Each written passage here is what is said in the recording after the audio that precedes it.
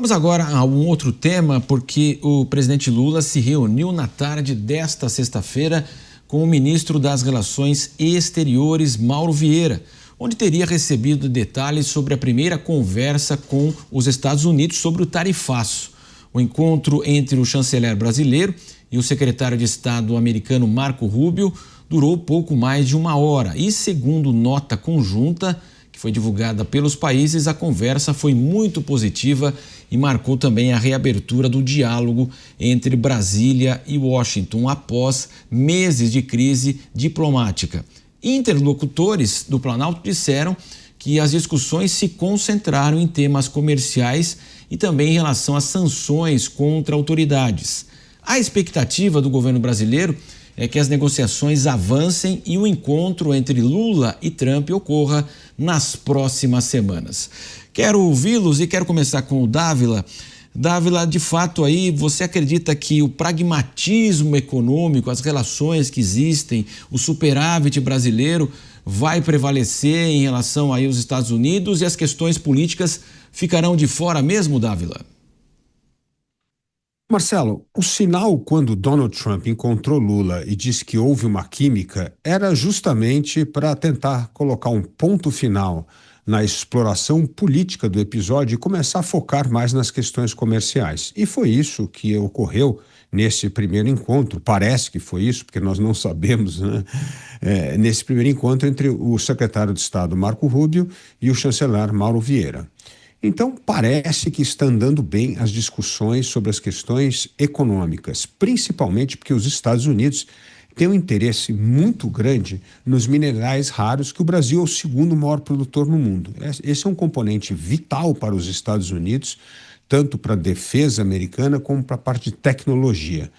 Então, talvez essa possa ser o pomo do entendimento, não o pomo da discórdia, mas do entendimento a questão em torno de minerais raros no Brasil. Agora, o governo tem que tomar cuidado com seus atos diplomáticos, porque, evidentemente, a questão política pode contaminar a negociação econômica, principalmente se o Brasil insistir em temas políticos e mostrar discordância com os Estados Unidos numa questão importante, por exemplo, agora como da Venezuela. Então, quem pode colocar a perder essa negociação é o Brasil, se continuar a trilhar o caminho dessa diplomacia militante, ideológica, partidária, que não tem nada a ver com o papel tradicional da diplomacia brasileira de defender os interesses nacionais. Afinal de contas, o interesse nacional do Brasil hoje é reduzir as tarifas, retomar as exportações, porque, afinal de contas, elas estão impactando as exportações brasileiras. Já perdemos mais de 40 bilhões de reais em venda, já caiu 20% as exportações para o nosso segundo maior parceiro comercial. Acredito que não há espaço mesmo para reversões aqui, intimidações em relação a mudanças jurídicas no país, e a questão econômica é a mais viável neste momento?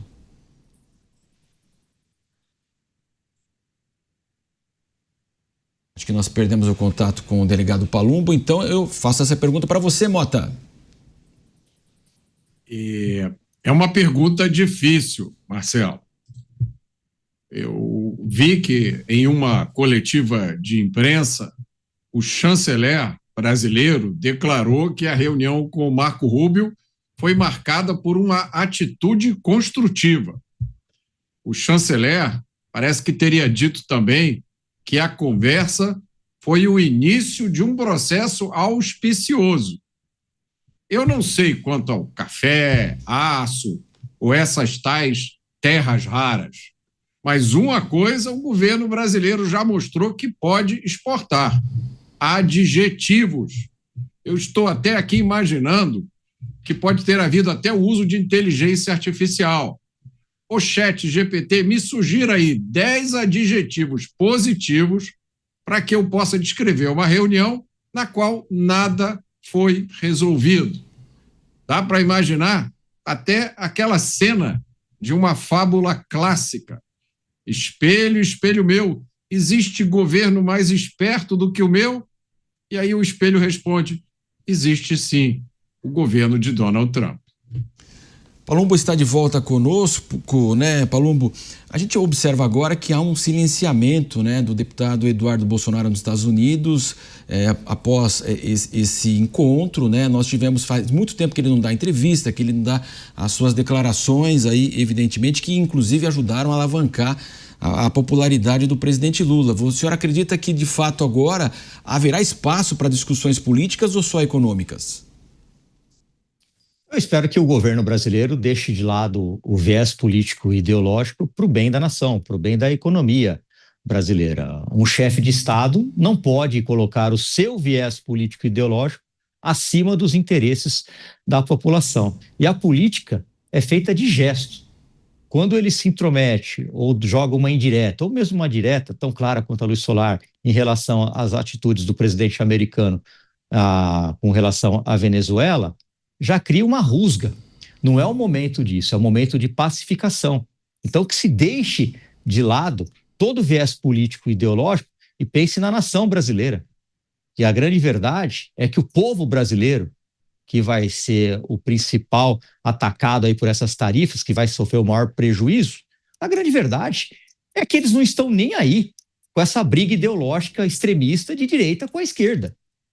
Eles querem os produtos mais baratos na sua mesa, na sua casa, do consumo geral. E quando a gente vê um presidente sempre colocando o viés político e ideológico acima dos interesses da nação, inclusive não era momento nenhum de se lançar nenhum tipo de indireta ou mesmo comentar sobre o assunto, fica muito difícil. Nessa briga, é muito claro que quem perde é o Brasil.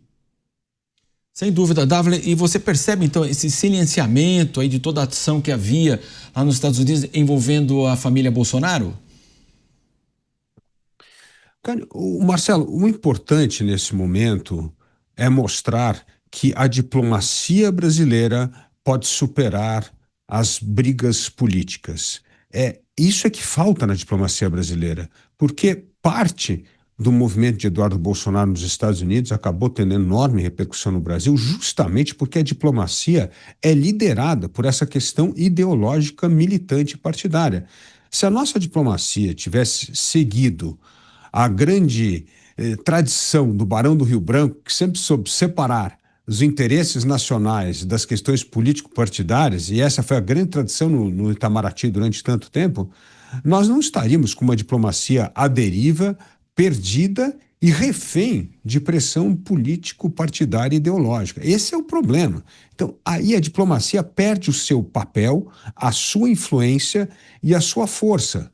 Então, hoje, a diplomacia brasileira tem uma oportunidade, neste caso específico das tarifas americanas, para retomar a sua tradição de negociar coisas que concernem os interesses brasileiros e deixar de lado a política. Mas isso, Marcelo, parece cada vez mais difícil num governo populista, que a cada esquina perde o controle e passa a atuar de maneira partidária, militante na política externa. É mais um palco para o populismo e isso debilita as relações exteriores e a conduta da nossa diplomacia. Vamos fazer uma rápida parada para você que nos acompanha pela rede. E agora eu quero ouvir o Roberto Mota também sobre essa questão política e econômica que envolve todo esse acordo e, é claro, as repercussões aqui no Brasil, Mota. O mundo é ideológico. Basta a gente dar uma olhada rápida nas notícias. Não existe quase nenhum país no mundo hoje, à exceção dos regimes fundamentalistas e das ditaduras do Oriente, não existe quase nenhum país do mundo hoje onde não esteja ocorrendo um embate entre a direita e a esquerda. Então, na minha opinião, não faz sentido nenhum se esperar da diplomacia brasileira ou de qualquer outra diplomacia que ignore isso. Eu acho que o chamado que nós temos que fazer é pelo bom senso, para quem acha que ainda vale fazer um chamado do bom senso para o atual governo do Brasil. Mas a pergunta é, quando você senta na mesa de negociação, qual é o seu objetivo? Essa é a pergunta que tem que ser feita.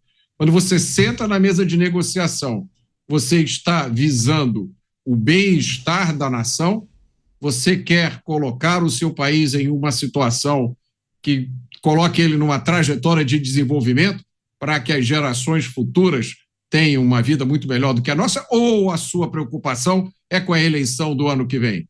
Ou o seu interesse principal é, seja lá o que for que acontecer, eu quero construir aqui uma narrativa que me dê uma vantagem eleitoral. Se você senta na mesa de negociação já comprometido com a defesa de aliados como Venezuela, Cuba, Irã, China, o que você vai negociar lá exatamente? Nada. Você vai simplesmente enrolar, ganhar tempo, tentar criar narrativas, esperar até que chegue a eleição. E aí, ganhando a eleição, você vai continuar fazendo exatamente o que você fez até hoje. Exatamente, né, Dávila? E fica aquela questão, um minuto para você, de olhar. O longo prazo é sempre a próxima eleição, né? Quer dizer, não tem política de Estado, tem assim a política que eu vou fazer, o populismo para eu ganhar a próxima eleição e depois a gente se vira. É por aí, Dávila? Mas na política externa não deveria ser assim. Na política externa deveria ser a questão de relações permanentes entre Estados. Tem que pensar o seguinte, relação entre Estado é uma relação permanente. Pode mudar o poder, pode mudar a eleição, pode mudar o presidente, o primeiro-ministro, mas as relações entre países são permanentes. Portanto, elas não podem ser contaminadas por a questão político-ideológica. Lógico, tem lá um recheiozinho, porque cada partido dá um tom, mas o fato é, se não tratarmos as relações exteriores como relações permanentes entre países, nós perdemos grandes oportunidades de chegar a grandes tratados, negócios e acertos. Por exemplo, vou dar um exemplo, a questão do acordo Mercosul-Comunidade Europeia. Passou por quantos governos, Marcelo? Nós temos mais de 20 anos de negociação contínua. Então, um governo esfria, outro esquenta, mas o fato é que teve continuidade. Caso contrário, nós não teríamos chegado a um acordo sobre o Mercosul, Comunidade Europeia, se você tratasse a questão diplomática só unicamente sobre um prisma ideológico eleitoral. Então, temos de separar as coisas. Política externa significa interesses permanentes e relações permanentes entre países. Não dá para tentar trazer as relações internacionais o tempo inteiro para o jogo eleitoral. Isto é, debilitar o país. E é o que está acontecendo com o Brasil. A insignificância, a irrelevância do Brasil na política externa é fruto de uma política externa que se tornou mais um palco para o populismo político eleitoreiro.